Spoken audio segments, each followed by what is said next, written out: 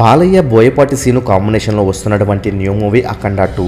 ఈ cinema December 5న world వైడ్గా release కాబోతుండగా సంయుక్త మీనన్ హీరోయిన్గా నటిస్తుంది.